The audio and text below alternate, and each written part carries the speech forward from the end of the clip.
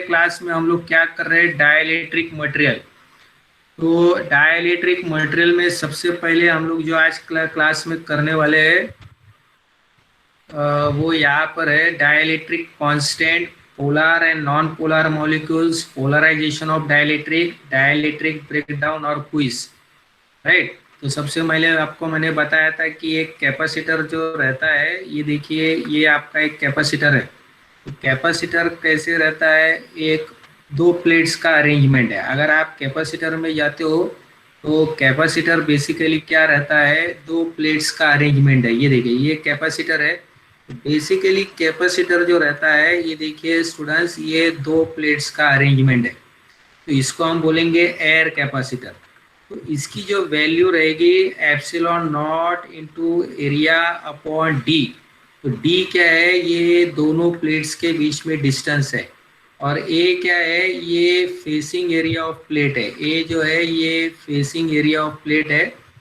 और epsilon not जो है मैंने आपको बताया था ये कांस्टेंट टर्म है। इसकी वैल्यू देखिए 8.85 इंटू 10⁻⁻12 है। तो ये क्या है, हमारा एयर कैपेसिटर। अगर आप इस कैपेसिटर को चार्ज करते हो, ठीक है, तो इसकी कैपेसिटेंस की वैल्यू क्या रहेगी, epsilon not into area upon D. अगर इसके अंदर आपने कोई मटेरियल डाला हुआ है, इसके अंदर अगर आपने कोई मटेरियल डाला हुआ है, तो इस मटेरियल को हम क्या बोलेंगे, दैट इज डाइलेक्ट्रिक। इस मटेरियल को हम लोग बोलेंगे डाइलेक्ट्रिक। और उसकी खुद की एक नंबर रहती है, जैसे वाटर की 80 है, प्लास्टिक की 5 है। तो कोई भी आप मटेरियल डालोगे तो उसका डाइलेक्ट्रिक का नंबर रहता है। तो अकॉर्डिंगली वो कैपेसिटेंस को इंक्रीज का कर नंबर देता भी है। कांस्टेंट रहता है ना सर? कांस्टेंट रहता है, हाँ वेरी गुड। हर डाइलेक्ट्रिक का नंबर जो रहता है वो कांस्टेंट रहता है। तो वाटर के लिए 81 रहता है और एयर के लिए 1 है। और बाकी के जो भी मटेरियल है उसको 1 और 10 के बीच में रहता है। जैसे ग्लास के लिए 5 है, रबर के लिए 2.5 है। तो सभी मटेरियल के लिए ये 1 और 10 के बीच में रहता है। तो अगर आप कोई मटेरियल डालोगे अंदर दो प्लेट के बीच में, तो हमारी कैपेसिटेंस देखिए इतने से बढ़ जाती है। तो इसको आप एप्सिलॉन आर भी बोल सकते हो या के भी बोल सकते हो। तो अगर आप देखेंगे ये दोनों इक्वेशंस को आप कंपेयर करोगे तो दोनों में क्या डिफरेंस है, सिर्फ इसमें एप्सिलॉन आर नहीं आता है। एयर के लिए एप्सिलॉन आर कितना हो जाता है, 1 हो जाता है।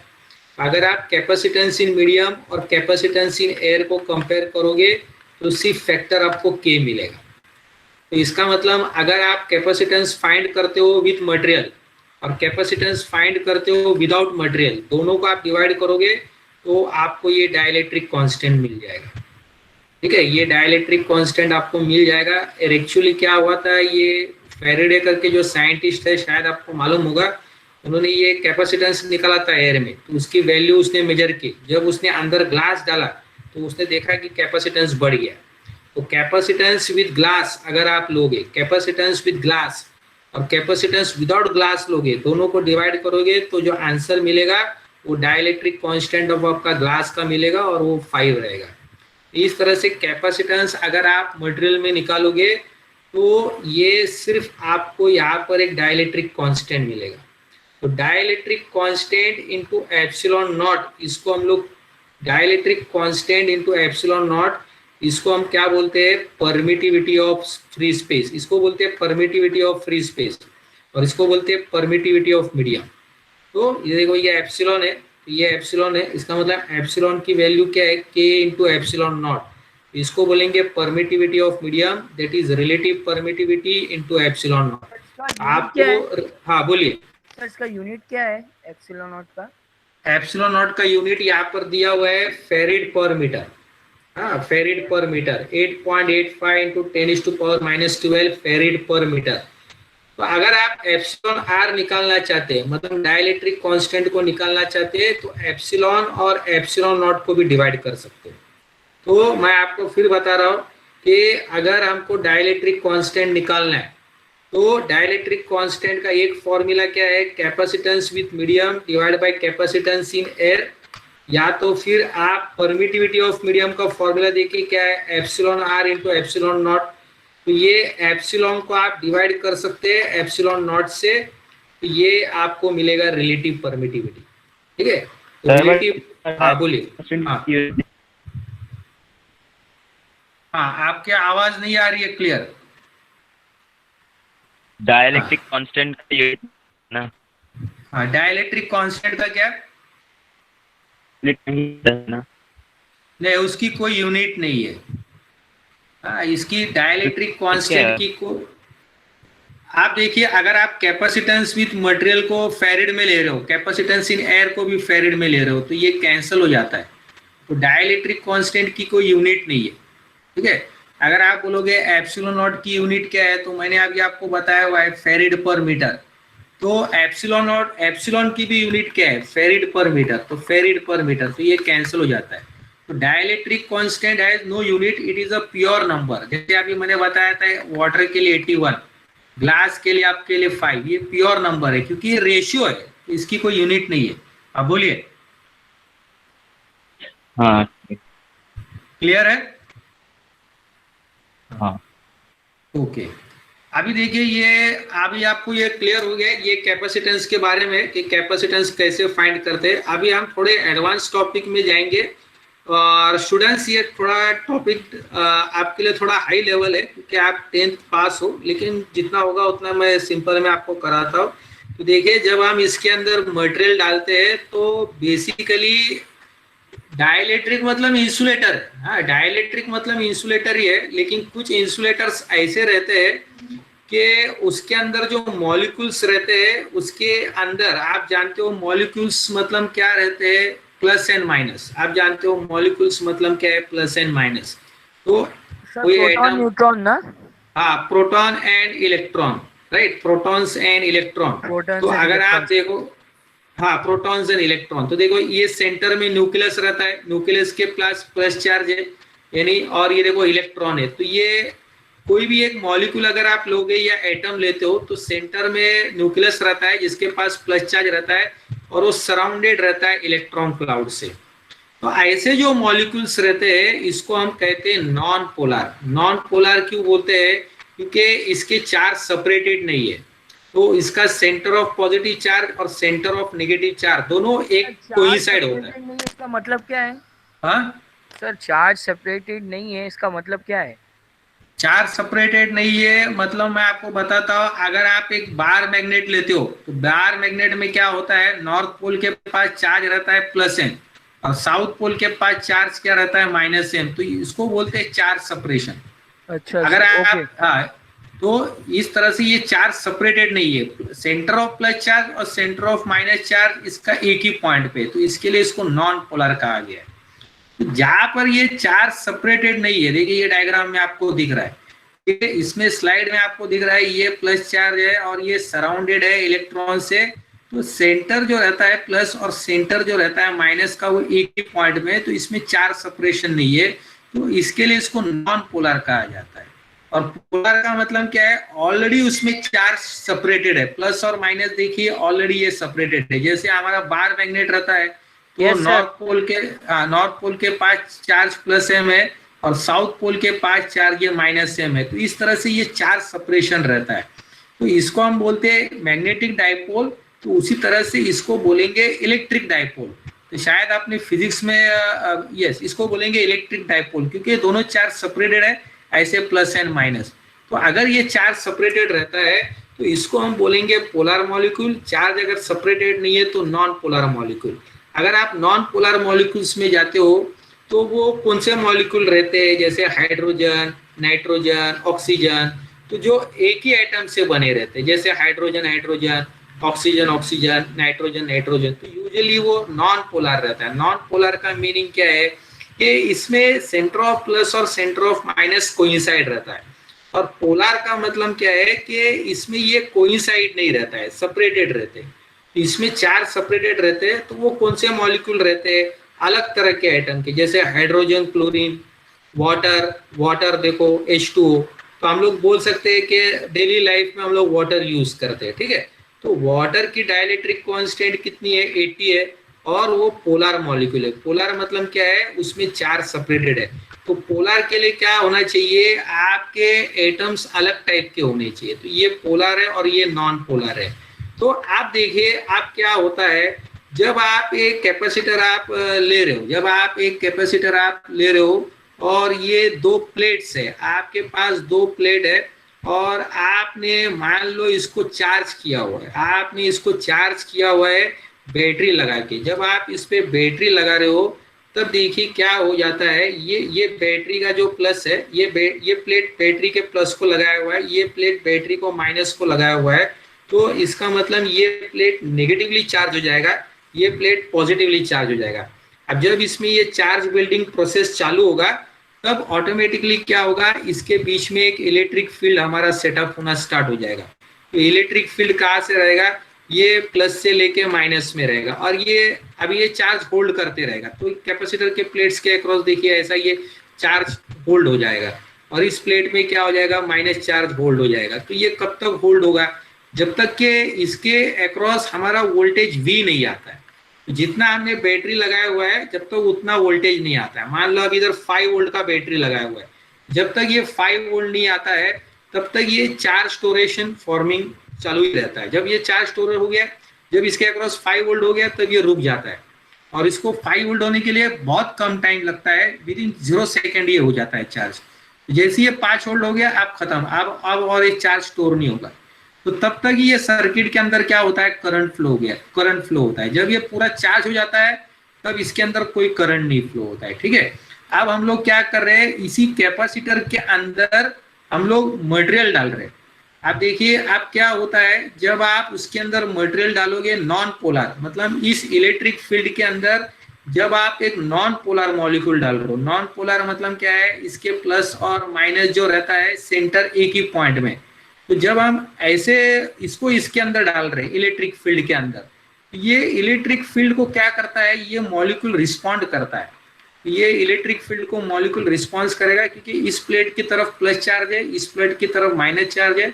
जब मॉलिक्यूल इसके अंदर चला जाएगा तो ये स्ट्रेचिंग हो जाएगी, यहाँ पर मॉलिक्यूल की स्ट्रेचिंग होगी, माइनस को ये प्लस खींचेगा और ये प्लस को ये माइनस खींचेगा। तो ये इलेक्ट्रिक फील्ड ये क्या करेगा, इस मॉलिक्यूल की स्ट्रेचिंग करेगा और इस तरह से ये चार्ज सेपरेशन करेगा, इस तरह से ये चार्ज सेपरेशन करेगा। तो हम लोग बोलेंगे ये मॉलिक्यूल क्या हो गया है, पोलराइज्ड हो गया है। ये मॉलिक्यूल हमारा पोलराइज्ड हो गया है, तो इस तरह से ये चार्ज सेपरेशन हो जाएगा। ये हम लोग बोलेंगे ये मॉलिक्यूल्स क्या हो गए, पोलराइज हो गए। तो ये मॉलिक्यूल हमारा पोलराइज हो जाता है। तो जब हम इसको इलेक्ट्रिक फील्ड के अंदर डालते हैं तो ये नॉन पोलर मॉलिक्यूल क्या हो जाता है, पोलर बन जाता है, इसके अंदर चार्ज सेपरेशन होता है। अब दूसरे तरह का मॉलिक्यूल जो मैंने आपको बताया था पोलर मॉलिक्यूल, इसमें चार्ज सेपरेटेड रहता है। तो आप इसको कैसे सोच सकते हो, एक कैप्सूल की तरह, जो मेडिसिन का कैप्सूल रहता है, तो आप सोच सकते हो कि इधर प्लस है और इधर माइनस है। तो इस तरह से हमारे पास ये सब टैबलेट है, इसमें प्लस और माइनस सेपरेटेड है। लेकिन देखिए इसमें क्या खास बात है कि ये ऐसे एक ही ऑर्डर में नहीं है। जैसे हम चाहते हैं कि एक ऑर्डर में रहे, तो वैसे एक ऑर्डर में नहीं है, ये रैंडम ऑर्डर में, ये डिसऑर्डर में। आप देख रहे हो ये डिसऑर्डर में।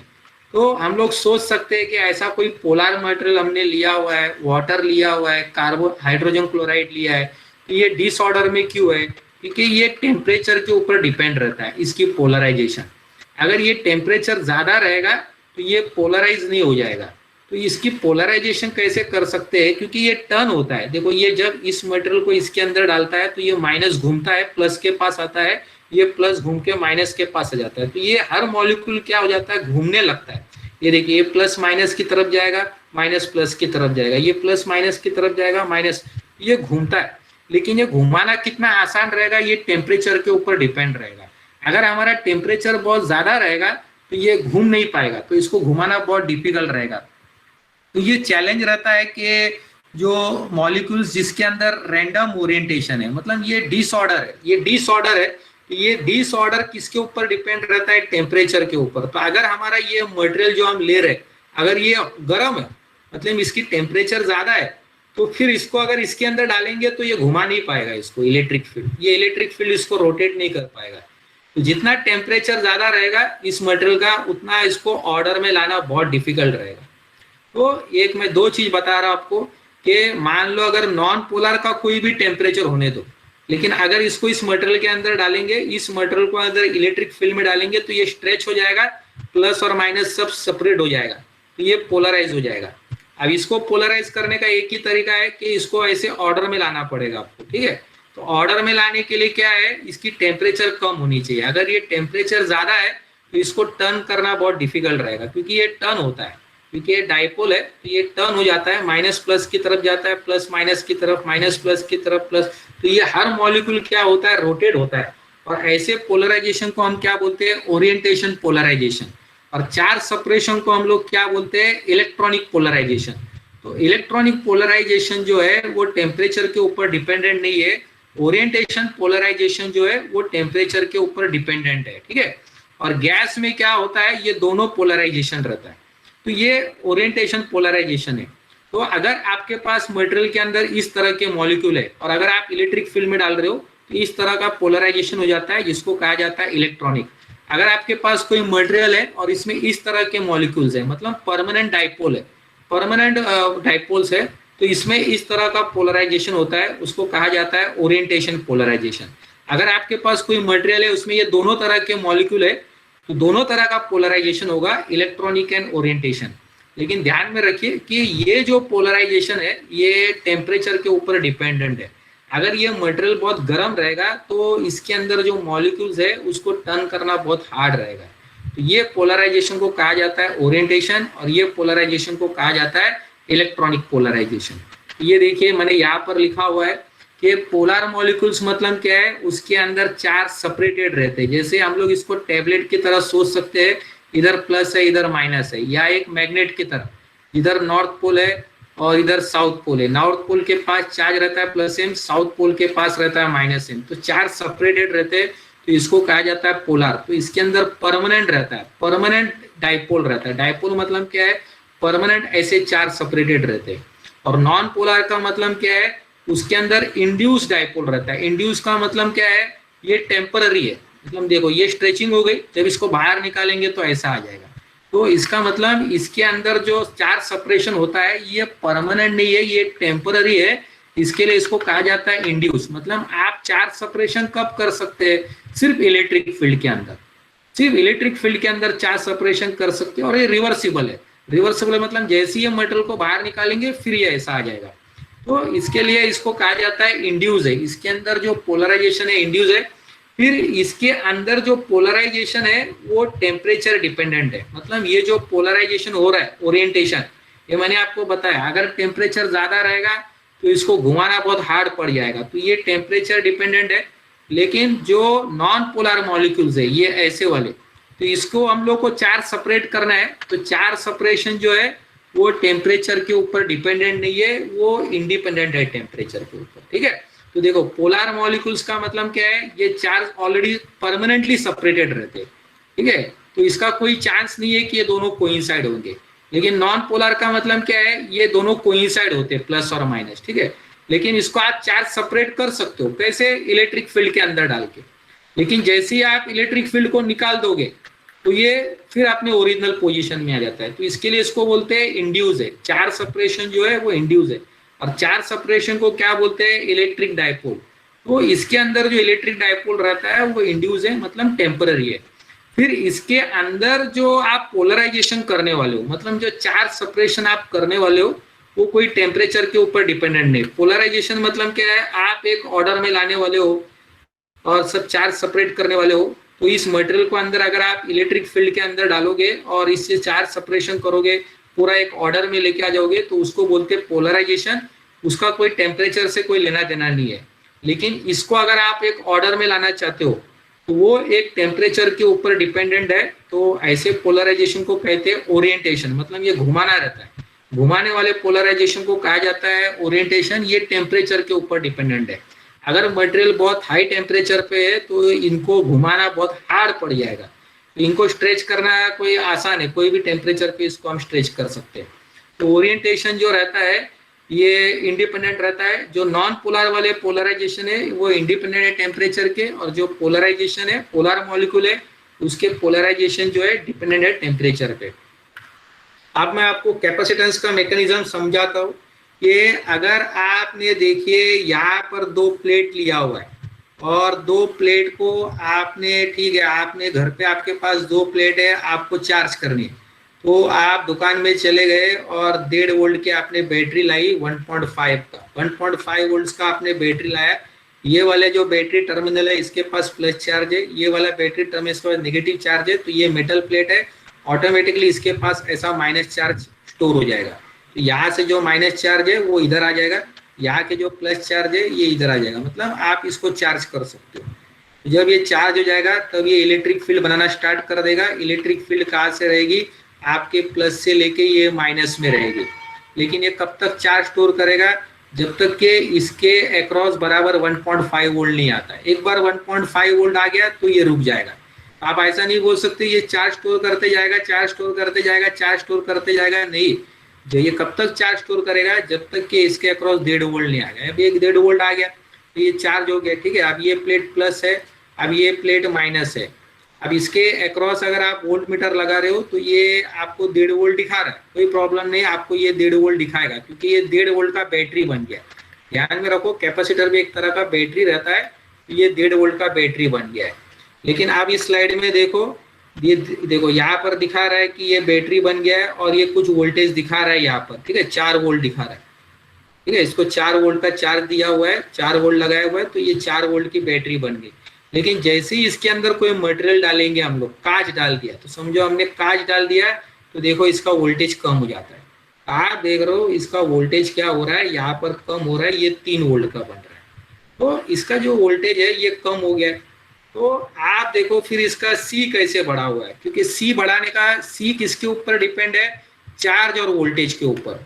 तो आप C को कैसे बड़ा कर सकते हो, या तो आप वोल्टेज को कम करो, अगर आपने वोल्टेज को कम कर दिया तो C बढ़ जाएगा क्योंकि वोल्टेज डिनोमिनेटर में, या तो चार्ज को ज्यादा रखो तो आपका C बढ़ जाएगा। देखो अगर आपने प्लेट के ऊपर जो चार्ज है उसको सेम रखा है और वोल्टेज को कम कर दिया तो कैपेसिटेंस बढ़ जाएगा, या तो अगर आपने वोल्टेज सेम रखा है और चार्ज को बढ़ा दिया है तो आपका C बढ़ जाएगा।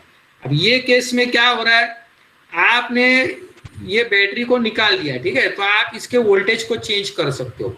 तो वोल्टेज कैसे चेंज होता है, जैसे ही आप ये मटेरियल को अंदर डालोगे, नॉन पोलर हो या पोलर हो, तो वो ऑर्डर में आ जाएगा। ऑर्डर में आ जाएगा मतलब क्या हो जाएगा, यहाँ पर माइनस रहेगा, यहाँ पर प्लस रहेगा, यहाँ पर प्लस रहेगा, यहाँ पर माइनस रहेगा, यहाँ पर देखिए प्लस रहेगा, फिर यहाँ पर दोबारा एक माइनस रहेगा, ठीक है। तो इस तरह से यहाँ पर देखिए, यहाँ पर प्लस है, यहाँ पर माइनस है, यहाँ पर प्लस है, यहाँ पर माइनस है, यहाँ पर प्लस है, यहाँ पर माइनस है, प्लस है, माइनस है, प्लस है, माइनस है, प्लस है, माइनस है। अब क्या हो रहा है, ये जो प्लस एंड माइनस है ये कैंसिल हो रहा है, इसका कैंसिल हो रहा है। ये प्लस और माइनस क्या है, ये कैंसिल हो रहा है, तो इसका कोई इफेक्ट नहीं रह रहा है।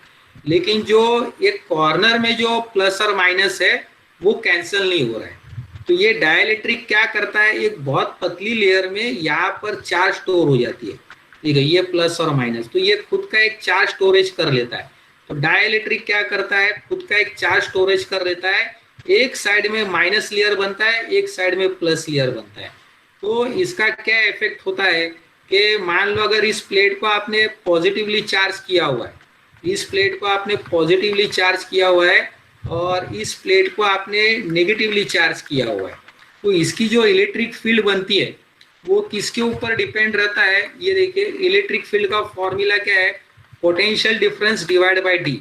यहाँ पे जो वोल्टेज आया उसको हम डी से डिवाइड करते, तो वी किसके ऊपर डिपेंड है, इलेक्ट्रिक फील्ड और डी के ऊपर।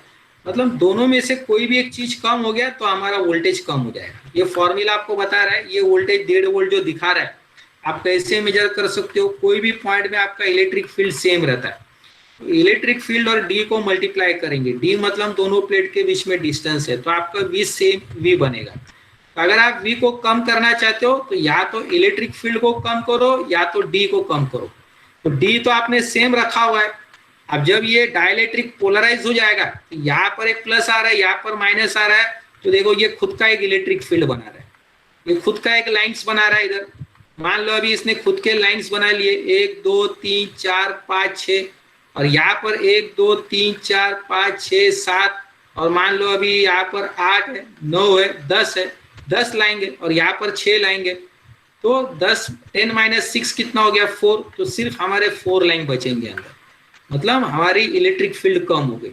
इलेक्ट्रिक फील्ड क्यों कम हो गई, क्योंकि डाइलेक्ट्रिक के अंदर जो इलेक्ट्रिक फील्ड था उसने कैंसिल कर दिए कुछ लाइंस को, तो उसके वजह से ई कम हो गया। तो अगर ई कम हो गया है तो हमारे वोल्टेज को भी कम होना पड़ेगा। और अगर हमारा यहाँ पर वोल्टेज कम हो गया, मान लो जब हमने डाइलेक्ट्रिक डाल दिया तो हमारा यहाँ पर वोल्टेज हो गया 1 वोल्ट, तो हमारा सी भी क्या हो जाएगा, बढ़ जाएगा। ये देखो क्योंकि वी कम हो गया है, तो वी कम हो गया है तो हमारा सी क्या हो जाएगा, बढ़ जाएगा। तो जैसे ही हम अंदर मटेरियल डालते हैं तो ये जो एयर के अंदर जो इलेक्ट्रिक फील्ड रहता है, ये देखो ये एयर के अंदर इलेक्ट्रिक फील्ड बहुत ज्यादा रहता है, बहुत ज्यादा लाइन्स रहते हैं। लेकिन जैसे हम मटेरियल डालेंगे तो ये देखो कम लाइन हो गया, मतलब इलेक्ट्रिक फील्ड कम हो गई। तो हमारा इलेक्ट्रिक फील्ड का फॉर्मूला क्या है, वोल्टेज डिवाइड बाय डी। तो वोल्टेज का कैसे कनेक्शन है इलेक्ट्रिक फील्ड से, V is equal to E into D. मतलब E अगर कम हो गया तो वोल्टेज को कम होना पड़ेगा। और वोल्टेज कैसे कनेक्टेड है कैपेसिटेंस से, Q अपॉन V। तो यहाँ पे जो चार्ज स्टोर है वो तो सेम ही रह रहा है, देखो यहाँ पर Q है, यहाँ पर Q है, यहाँ पर भी Q है, चार्ज तो सेम रह रहा है, लेकिन V कम हो गया है।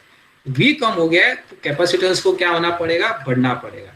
तो जब हम एक बैटरी को हटा देते हैं, बैटरी को हमने हटा दिया और प्लेट को हमने चार्ज किया हुआ है, जैसे कि हम मोबाइल लेते हैं, मोबाइल को क्या करते हैं हम लोग, बैटरी को चार्ज कर देते हैं। एक बार चार्ज हो गया तो क्या कर देते हैं, हम बैटरी को हटा देते हैं और मोबाइल के अपने पास रखते हैं। तो वैसा ही है, ये मान लो आपका मोबाइल है तो आपने इसको चार्ज करने को रखा है, जैसे ये चार्ज हो गया इसको हटा दिया, ठीक है। अब ये कैपेसिटर है तो जैसे हमने इसको हटा दिया ये चार्ज हो गया, तो इसके अक्रॉस वोल्टेज आया हुआ है। अब अगर इस वोल्टेज को कम करना है तो अंदर हम डाइलेक्ट्रिक डालेंगे, जैसे हम डाइलेक्ट्रिक को अंदर डालेंगे तो वोल्टेज कम हो जाता है। तो डाइलेक्ट्रिक डालने के बाद क्या हो जाता है, ये देखो ये जो इलेक्ट्रिक फील्ड हमारा भरा हुआ था ये कम हो गया है, ये कम हो गया है तो वोल्टेज कम हो रहा है, क्योंकि वोल्टेज क्या है, electric field into D. D को तो हमने चेंज नहीं किया है, दोनों प्लेट के बीच में हमने डी को चेंज नहीं किया है, तो हमने इलेक्ट्रिक फील्ड को कम कर दिया है तो वोल्टेज कम हो गया। वोल्टेज कम हो गया तो कैपेसिटेंस हमारा बढ़ गया। अब मैंने आपको बता दिया है कि इलेक्ट्रिक फील्ड कैसे कम हो जाता है। ये देखो ये मान लो ये हमारा मटेरियल पोलराइज हो गया, मटेरियल पोलराइज हो गया मतलब क्या हो गया, ये देखो ये ऐसा हो गया, माइनस और प्लस सेपरेटेड हो गया और ऑर्डर में भी आ गया। तो अगर ये ऑर्डर में आ गया, देखो ये यहाँ पर माइनस है, यहाँ पर प्लस है, यहाँ पर माइनस है, इधर प्लस है, तो दोनों की पेयरिंग हो रही है, तो ये नलीफाई हो रहा है। लेकिन कॉर्नर के जो माइनस और प्लस है ये कैंसिल नहीं हो रहा है, तो कॉर्नर के जो माइनस और प्लस है तो वो क्या करता है, एक लेयर बना लेता है ऐसे। तो कॉर्नर में एक लेयर बना लेता है और खुद का वो इलेक्ट्रिक फील्ड डालता है, और वो ये इसके रिवर्स रहता है। जो बाहर इलेक्ट्रिक फील्ड है देखो E0 मतलब आउटसाइड, जो बाहर इलेक्ट्रिक फील्ड रहेगा वो बहुत ज्यादा रहेगा, तो अंदर जो इलेक्ट्रिक फील्ड रहेगी वो क्या करेगा, इसको कम कर देगा। तो आप अंदर देखोगे, अभी देखो ये बाहर बहुत सारे लाइन्स है, बाहर बहुत सारे लाइन्स रहेंगे, लेकिन मटेरियल के अंदर लाइन क्या हो जाते हैं, कम हो जाते हैं। क्यों कम हो जाते हैं, क्योंकि अंदर जो इलेक्ट्रिक फील्ड बनी हुई है, ये देखो ये प्लस और माइनस, डाइलेक्ट्रिक के अंदर जो इलेक्ट्रिक फील्ड बनी हुई है ये उल्टी है, ये इसकी रिवर्स है, बाहर वाले की रिवर्स है, तो लाइन्स को कैंसिल कर देता है और अंदर लाइन्स को कम कर देता है, तो अंदर इलेक्ट्रिक फील्ड कम हो जाता है। और दूसरा हमने क्या किया हुआ है, ये मटेरियल को पूरी तरह से भरा हुआ है, पूरी तरह से हमने भरा हुआ है, तो इसके अंदर इलेक्ट्रिक फील्ड कम हो गया है। अगर इलेक्ट्रिक फील्ड कम हो गया है तो हमारा वोल्टेज भी क्या हो गया है, कम हो गया है। वोल्टेज कम हो गया है तो हमारा सी क्या हो गया है, बढ़ गया है। अब दूसरी तरह का भी एक रहता है कि मान लो अगर आप बोल सकते हो कि सर मैं ऐसा करता हूँ कि कैपेसिटर को बैटरी के अंदर लगा के ही रखता हूँ, ठीक है, कैपेसिटर जो है उसको बैटरी को लगा के ही रख रहा हूँ, और मैं क्या कर रहा हूँ, अभी कैपेसिटर को बैटरी से लगा के ही रख रहा हूँ 1.5 वोल्ट का, और फिर इसके अंदर मटेरियल डाल रहा हूँ, तो क्या हो सकता है। तो अब आपने क्या किया है, बैटरी को आपने निकाला नहीं है, तो बैटरी को अगर आप नहीं निकाल रहे हो, मतलब मान लो अगर आपने बैटरी का वोल्टेज V है तो इसके प्लेट्स के अक्रॉस वोल्टेज V आएगा, तो इसको V रखना पड़ेगा। तो V कम होने का कोई चांस नहीं है अभी, क्योंकि आपने बैटरी को उसको लगा के रखा हुआ है, तो इसके अक्रॉस जो वोल्टेज रहेगा वो आपका सेम रहेगा, तो V कम होने का कोई चांस नहीं है। तो आप C कैसे बढ़ सकता है, आपका चार्ज बढ़ने से बढ़ सकता है, ठीक है, C आपका कैसे बढ़ सकता है, चार्ज बढ़ने से हो सकता है। तो देखिए मैं आपको यहाँ पर बताता हूँ कि मान लो यहाँ पर कुछ चार्ज हुआ है, यहाँ पर कुछ चार्ज हुआ है, यहाँ पर 4 प्लस चार्ज आया हुआ है और यहाँ पर चार्ज माइनस चार्ज आया हुआ है। तो देखिए इसका ये इलेक्ट्रिक फील्ड ऐसे बना हुआ है, 1 2 और ये 3 और 4, यानी कि 4 प्लस चार्ज है और 4 माइनस चार्ज है, तो इसका इलेक्ट्रिक फील्ड बना हुआ है। अब आप क्या कर रहे हो कि जो 4 लाइन्स हमको मिल रहे थे, अब आपने ठीक है हमको 4 लाइन मिले और आपने कंडीशन रखी है कि बैटरी नहीं निकालना है, बैटरी को बना के ही रखना है। तो बैटरी को लगा के रखना है तो इसका मतलब आप चाहते हो कि वोल्टेज ना चेंज हो, तो इसके अक्रॉस जो वोल्टेज आ रहा है वो चेंज नहीं होना चाहिए।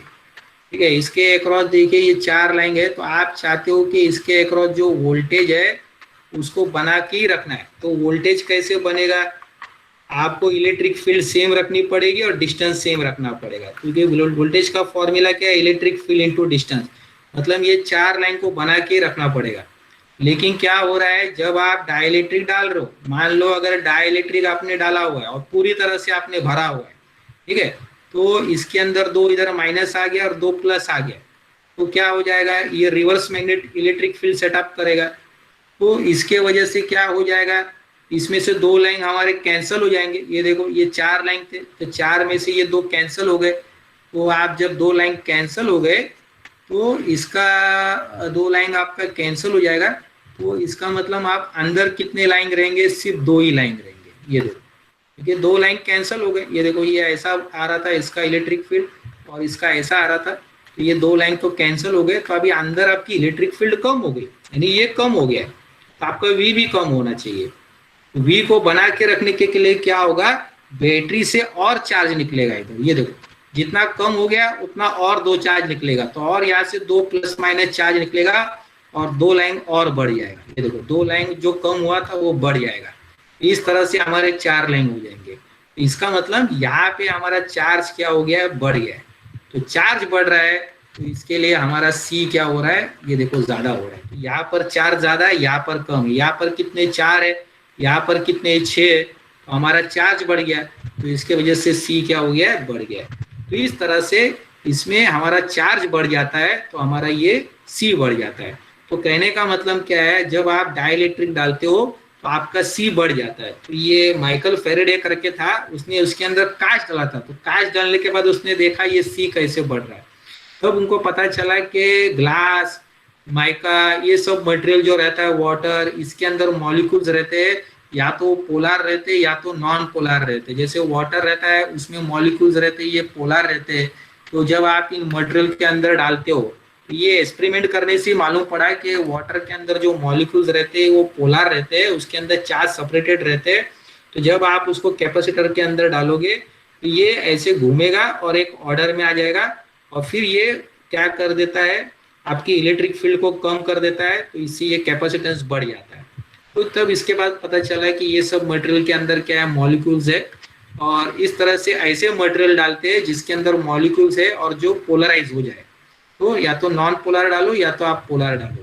ठीक है, अब लास्ट पार्ट जो मैं आपको बता रहा हूँ, अब आप बोलोगे कोई भी एक कैपेसिटर अगर आप दुकान से लेते हो तो उसके ऊपर 2 चीज दी जाती है, एक तो कैपेसिटेंस की वैल्यू दी जाती है और एक दिया जाता है ब्रेकडाउन वोल्टेज। ब्रेकडाउन वोल्टेज का मतलब कि आप इसके अक्रॉस कितना वोल्ट लगा सकते हो। अब आप बोलोगे मैं छोटा कैपेसिटर लगता और उसके अंदर इसके अक्रॉस 10,000 वोल्ट रखूंगा तो ये उड़ जाएगा। ठीक है, तो आप उतना ही वोल्टेज रख सकते हो जितना ये होल्ड कर सकता है। अब कैपेसिटर के अंदर हम क्या डालते हैं, इंसुलेटर। इसका मतलब इसके अंदर करंट नहीं फ्लो होता है, इंसुलेटर के अंदर करंट नहीं फ्लो होता है। तो जब आप चार्ज करते हो तो इंसुलेटर के अंदर कोई भी करंट नहीं फ्लो होता है, लेकिन एक हल्का फुल्का करंट फ्लो होता है जिसको हम कहते हैं लीकेज करंट। ठीक है, बहुत लाइट करंट फ्लो होता है। लेकिन जैसे जैसे आप ये वोल्टेज बढ़ाते जाओगे तो आप जितना वोल्टेज रेटिंग दिया हुआ है, मान लो उसने कंपनी ने आपको बताया हुआ है 10 वोल्ट है, 10 वोल्ट से ज्यादा नहीं रख सकते हो, लेकिन आप 10 से भी ज्यादा रख रहे हो तो क्या हो जाएगा, ये मटेरियल के अंदर करंट फ्लो होना स्टार्ट हो जाएगा। जैसे ही करंट फ्लो होना स्टार्ट हो जाएगा तो ये गर्म होना स्टार्ट हो जाएगा, तो ये जल भी सकता है या पंचर भी हो सकता है। ठीक है, तो हम मैक्सिमम कितना वोल्टेज रख सकते हो, 10 वोल्ट, तो उसको बोलते हैं ब्रेकडाउन वोल्टेज। अगर इस ब्रेकडाउन वोल्टेज को हमने डिवाइड किया किससे, दोनों प्लेट के बीच में डिस्टेंस को, तो इसको कहा जाता है डाइलेक्ट्रिक स्ट्रेंथ। तो कोई भी कैपेसिटेंस के लिए 2 चीज इंपॉर्टेंट रहती है, कोई भी डाइलेक्ट्रिक के लिए 2 चीज इंपॉर्टेंट रहती है। एक तो उसकी डाइलेक्ट्रिक कांस्टेंट, जैसे एयर के लिए 1 है, ग्लास के लिए आप देखिए 5 है, क्वार्ट्ज के लिए देखिए इधर 4.5 से लेकर 4.7 है। तो कोई भी मटेरियल के लिए ये 1 से लेकर 10 तक ही रहता है डाइलेक्ट्रिक कांस्टेंट। और दूसरा उसका डाइलेक्ट्रिक स्ट्रेंथ वो क्या रहता है, जो उसका ब्रेकडाउन वोल्टेज रहता है divide by distance between 2 plates, तो वो किस में मेजर किया जाता है, किलो वोल्ट्स पर मिलीमीटर। ये इंपॉर्टेंट है। डाइलेक्ट्रिक स्ट्रेंथ किस में मेजर किया जाता है, किलो वोल्ट्स पर मिलीमीटर में या तो किलो वोल्ट्स पर सेंटीमीटर में। ध्यान में रखिए, किलो वोल्ट्स पर मिलीमीटर में या तो किलो वोल्ट्स पर सेंटीमीटर में। तो आज का क्लास देखिए स्टूडेंट्स, बहुत सिंपल है कि आप डाइलेक्ट्रिक कांस्टेंट को कैसे निकाल सकते हो। जैसे अभी स्टूडेंट्स ने बताया था उसकी कोई यूनिट नहीं रहती है, तो आप permittivity of the medium divide by epsilon naught, तो उससे आप डाइलेक्ट्रिक कांस्टेंट निकाल सकते हो। तो मॉलिक्यूल्स, अगर आप डाइलेक्ट्रिक कांस्टेंट का मतलब क्या है, कोई भी मटेरियल आप डालोगे तो उसके के कैसे आप फाइंड कर सकते हो। डाइलेक्ट्रिक कांस्टेंट फाइंड करने का दो फॉर्मूला है, या तो आप capacitance in medium low divide by capacitance in air, या तो permittivity of medium low divide by epsilon not, आपको डाइलेक्ट्रिक कांस्टेंट मिल जाएगा। ये प्योर नंबर है, इसकी कोई यूनिट नहीं है। जब आप इसके अंदर डाइलेक्ट्रिक डालोगे तो डाइलेक्ट्रिक के अंदर मॉलिक्यूल्स दो तरह के आते हैं, एक नॉन पोलर और पोलर। नॉन पोलर मतलब क्या रहेगा, चार्ज सेपरेटेड नहीं रहेगा, और पोलर का मतलब क्या है, चार्ज उसमें सेपरेटेड रहेगा। तो नॉन पोलर की पहचान कैसे होती है, दोनों एटम्स सेम तरह के रहते हैं। पोलर में क्या होता है, एटम्स आपके अलग तरह के रहते हैं, ठीक है। और जब इन मटेरियल को आप अंदर डालोगे तो इसको कहते हैं पोलराइजेशन ऑफ डाइलेक्ट्रिक। पोलराइजेशन का मतलब क्या है, ऑर्डर में आना, ठीक है। नॉन पोलर इजीली ऑर्डर में आ जाता है, लेकिन पोलर ऑर्डर में आना डिफिकल्ट रहता है क्योंकि वो टेम्परेचर के ऊपर डिपेंड रहता है। अगर टेम्परेचर ज्यादा रहेगा तो इसको घुमाना बहुत हार्ड रहेगा। ऐसे पोलराइजेशन को कहा जाता है ओरिएंटेशन पोलराइजेशन, मतलब आप इसको रोटेट कर रहे हो, और जो चार्ज सेपरेट कर रहे हो इसको कहा जाएगा इलेक्ट्रॉनिक पोलराइजेशन। ये टेम्परेचर के ऊपर डिपेंड नहीं रहता है। तो जो पोलर मॉलिक्यूल रहते हैं उसकी पोलराइजेशन टेम्परेचर के ऊपर डिपेंड रहती है। जो नॉन पोलर रहते हैं उसकी पोलराइजेशन इंडिपेंडेंट ऑफ टेम्परेचर रहता है। नॉन पोलर में चार्ज सेपरेशन जो होता है उसको कहा जाता है इंड्यूस, क्योंकि वो टेम्पररी है, रिवर्सिबल है। इसको कहा जाएगा परमानेंट, क्योंकि उसमें परमानेंटली चार्ज सेपरेटेड है। जब आप कैपेसिटर को बैटरी के अंदर डाल रहे हो, मतलब प्लेट्स के अंदर डाल रहे हो, चार्ज प्लेट के अंदर डाल रहे हो, लेकिन चार्ज प्लेट के अक्रॉस बैटरी नहीं लगाई हुई है, तो वोल्टेज कम हो जाता है और आपका कैपेसिटेंस बढ़ जाता है। अगर आप डाइलेक्ट्रिक को डाल रहे हो और बैटरी लगी हुई है प्लेट के बीच में, तो जैसे आप डाइलेक्ट्रिक डालोगे तो वोल्टेज सेम ही रहेगा लेकिन चार्ज बढ़ जाएगा, तो उससे कैपेसिटेंस बढ़ जाएगा। और डाइलेक्ट्रिक स्ट्रेंथ मैंने आपको बताया हुआ है कि कोई भी कैपेसिटर के ऊपर कितना मैक्सिमम वोल्टेज आप रख सकते हो वो दिया रहता है। उस मैक्सिमम वोल्टेज को अगर आप डिवाइड करते हो दोनों प्लेट के डिस्टेंस के बीच में, तो उसको कहा जाएगा डाइलेक्ट्रिक स्ट्रेंथ। वो किस में मेजर किया जाता है, किलो वोल्ट्स पर मिलीमीटर में, ठीक है। तो कोई भी कैपेसिटर के लिए, कोई भी डाइलेक्ट्रिक के लिए ये इंपॉर्टेंट रहता है, डाइलेक्ट्रिक कांस्टेंट और डाइलेक्ट्रिक स्ट्रेंथ। और कोई भी कैपेसिटर के लिए कैपेसिटेंस वैल्यू और उसका ब्रेकडाउन वोल्टेज। तो ब्रेकडाउन वोल्टेज को हम लोग डिवाइड करेंगे थिकनेस ऑफ दिस स्लैब के लिए, तो उसको बोलेंगे डाइलेक्ट्रिक स्ट्रेंथ। तो डाइलेक्ट्रिक स्ट्रेंथ की यूनिट क्या रहती है, किलो वोल्ट्स पर मिलीमीटर। ब्रेकडाउन वोल्टेज का मतलब क्या है, कितना आप मैक्सिमम वोल्टेज रख सकते हो बिना करंट फ्लो किए इस डाइलेक्ट्रिक के अंदर।